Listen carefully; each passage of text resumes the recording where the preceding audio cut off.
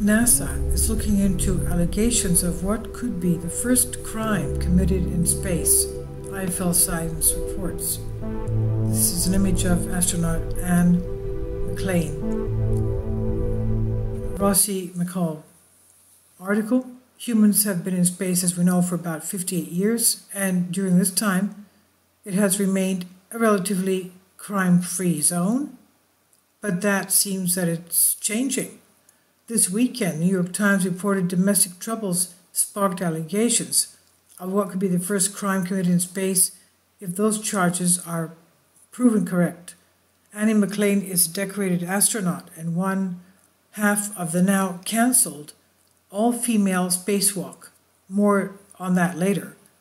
She recently spent 6 months aboard the International Space Station ISS, where it's reported she logged on to her estranged spouse's financial accounts. McClain has admitted she accessed a bank account belonging to Summer Warden, who she married in 2014, and is currently in the process of divorcing, but told the Times via a lawyer that she was only checking to see that the family's finances were healthy for the benefit of Warden's son, who the couple had raised together before the split. Warden has accused McClain of identity theft and improper access to her financial records. Meanwhile, Warden's parents claim McClain had accessed the accounts as part of a calculated and manipulated campaign to win custody of Warden's son, where there does not appear to be any sign of funds being taken or removed from the account, but investigators from NASA's Office of Inspector General have spoken to both parties to try and find out exactly what happened. These allegations may be the first, but the advent of extraterrestrial travel raises issues around criminal activity in space and how to prosecute those activities back here on Earth, particularly as space tourism edges closer towards reality.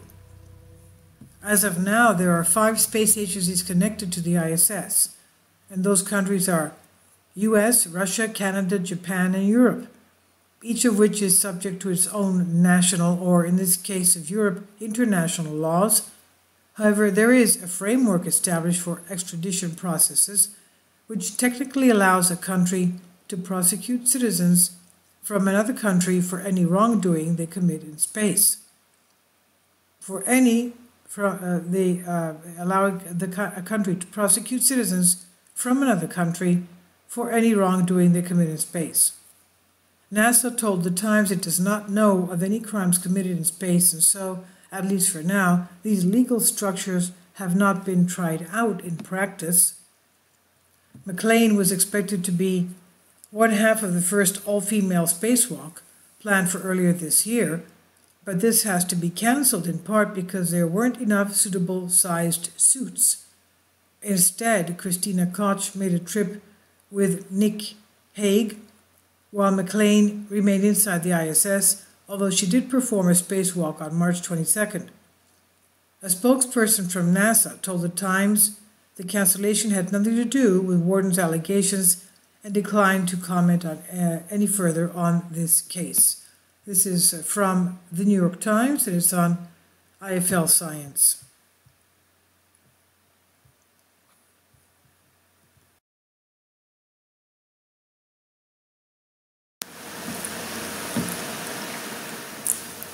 If you'd like to join me on my Patreon account, you will hear content not covered by mainstream media. These riveting stories will be based on my research, and I will state my opinions and give my personal insight on diverse and controversial subjects and world events not covered by mainstream media, and not supported by YouTube guidelines. So whatever I have on my Patreon, most of those will not be on my YouTube channel. Please consider becoming a member today. More of the most significant and important videos will be on my Patreon channel. Your support helps me to continue my research and keeps this YouTube channel alive.